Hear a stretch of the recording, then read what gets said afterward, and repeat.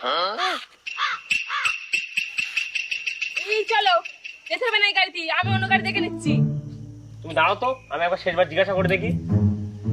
দাদা, বুঝি তো পাচ্ছ অনেকটা রাত হয়ে গেছে, আর তাছাড়া আশেপাশে কোথাও গাড়িও পাচ্ছি না, আর সাথে একটা মহিলাও রয়েছে, একটু ছেড়ে দাও না। দিতে পারি, তবে ডবল ভাড়া লাগবে। দাদা, সামান্য দিনমজুরি কাজ করি, ডবল ভাড়া কোত্থেকে দেবো বলো দিনই? তুমি একটা কাজ করো, যে ভাড়াটা হয় তাছাড়া 20-30 টাকা বেশি নিও খুনি, একটু পৌঁছে দাও। দিন মজুরি? কে সরকারি চাকরি না? এই চলো না। ওঠো ওঠো ওঠো, আমি আবার একটু গরিব মানুষের সাহায্য করতে ভালোবাসি।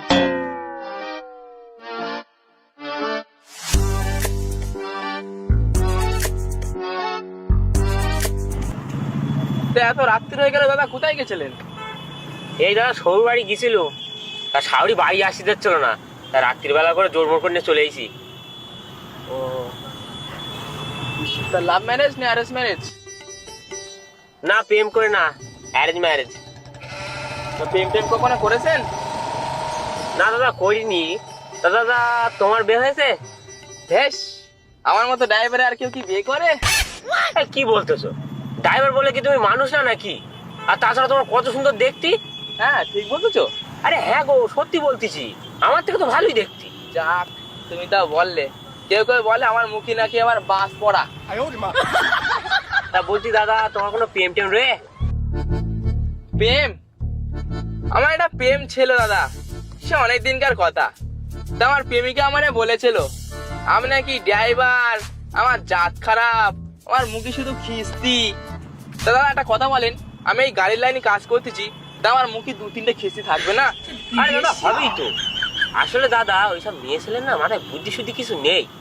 তোমার মতো সোনারে ফেল রেখে দে, কয়লার পিছনে পিছনে ছুটি বেড়াবে। তা দাদা, ওই মেয়ে ছেলেটার বিয়ে হয়ে গে? হ্যাঁ, ওর বিয়ে হয়ে গেছে, এই কদিন আগে শুনলুম। ও নাকি একটা তোমার মতো দিনমজুরি ছেলের সাথে বিয়ে করেছে, ঠিক করে খেতেও দেয় না।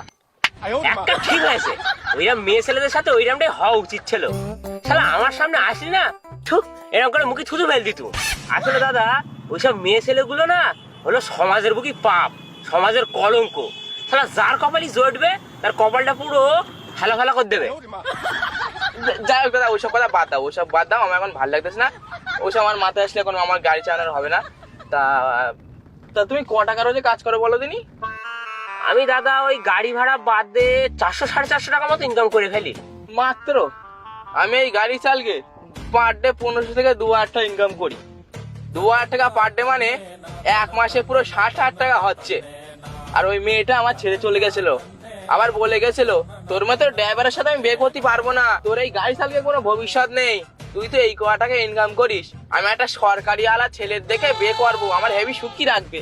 তা আমি দেখতে পাচ্ছি কিরকম সুখী রেখেছে। না না দাদা, ঠিকই হয়েছে। ওইসব মেয়ে ছেলেরা বিয়ে করনি, তুমি বেঁচে গেছো। ওইসব মেয়ে ছেলেরা না সংসার করার মতো না।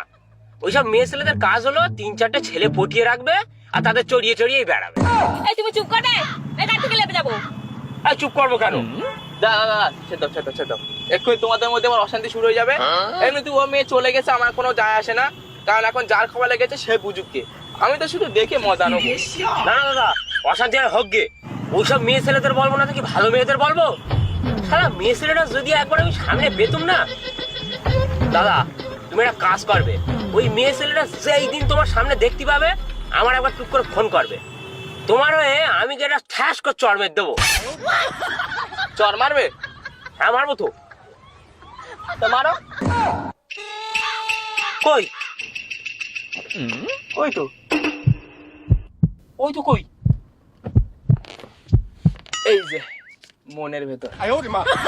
প্রথম ভালোবাসা তো, ওই এখনো ভুলতে পাইনি, এর ভেতর ছুপিয়ে রেখে দিছি, বের করে দিচ্ছি, একটা 3-4 চাটি মেরে নাও। ওসব মেয়ে ছেলে ভালো, ওই মেয়ে ছেলে এরকম ছেড়ে দিলে হবে না। ওই মেয়ে ছেলে এর পরে কোন ছেলে এ করবে ঠিক নেই। আমার কত বন্ধু বান্ধব রয়েছে, সেসব কার কেউ কি করবো সব ঠিক নেই, বলার নেই। ওই মেয়ে ছেলেদের একদম খুঁজে বার করতেই হবে। তুমি যে করে যেই দিন ওর খোঁজ পাবে সেই দিন বলবে জ্ঞান ফেসে দেবো একদম, এরকম করে কিমা করে দেবো একদম।